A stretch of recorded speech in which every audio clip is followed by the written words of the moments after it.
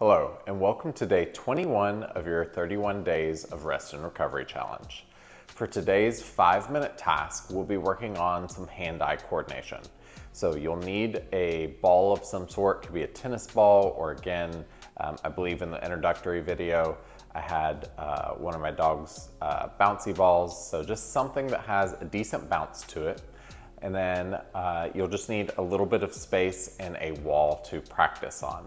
So once you get everything ready, let's get started. Okay, so to start for today, we're gonna slowly work up from the easiest hand-eye coordination drill to our hardest drill. So we'll start with the ball in our right hand, and all we're gonna do is bounce the ball and catch in your right hand. Now think, when you are doing this, you are trying to make the bounce as similar as possible, so that you're really keeping your eye on the ball, trying to recreate the same bounce every single time. Keep a little softness in your knees so that you can shift side to side if you need to. That's 2 and 1. All right, so now we're gonna switch to our left hand. So same thing, bounce and catch. We're doing about 15 reps on each side. Again, imagine like you're trying to hit the same spot on the floor and get the exact same bounce every time if you can. We've got 5, 3, 2, 1. Excellent. All right, so from here, we're gonna alternate hands. So we're gonna bounce and catch opposite hand.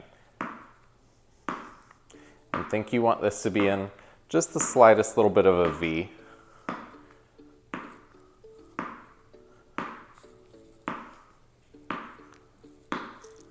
Again, keeping that little softness in the knees so that you can shift side to side as the ball moves around.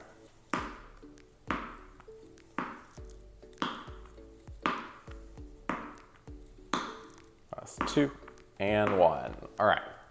So from here, we're now going to practice tossing and catching. So again, we'll bring the ball back into your right hand to start. We're going to toss and catch the ball. And again, just trying to recreate that exact same toss every time. Again, keeping your eyes on the ball, keeping that little bit of softness in the knees. People underestimate keeping some softness in the knees, but if you're very stiff and you have your knees locked out, the only movement, if you need to shift side to side, you can really do is from the hips. Versus if you keep your knees, you can bend your knees and shift side to side a lot easier. Let's go 4, 3, 2, 1. All right, so switching to left hand now. Same thing, toss and catch.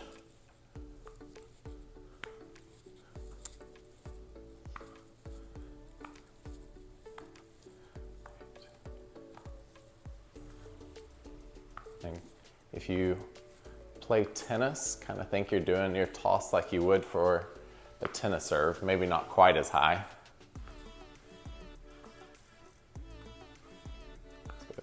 3, 2, and 1. All right, so from here, again, we're gonna toss and catch opposite hands. So toss, catch. And keep that little bit of softness in the knees.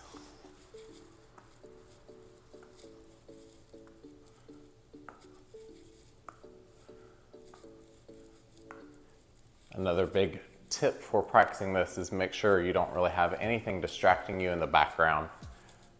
If something is moving around behind your eyes, it is going to take a lot of effort not to shift your eyes to that. Also helps if you're not talking. Last 5, 4, 3, 2, 1. All right. So I'm gonna shift the camera real quick for some work on the wall. So what we're gonna practice now is tossing and catching the ball off the wall. So again, stand back just a little bit and it's just gonna be a bounce catch. And we're tossing underhand, right hand, catching both.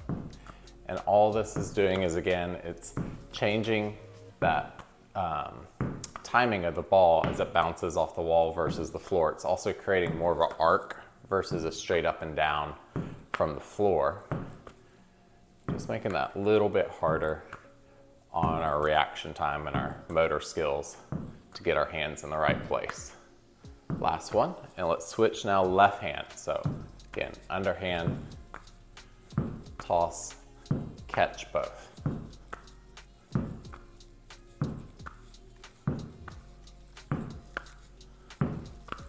Last 3, 2, and 1. All right, so that is it for today's task. Go ahead and check it off on your list, and I will see y'all tomorrow.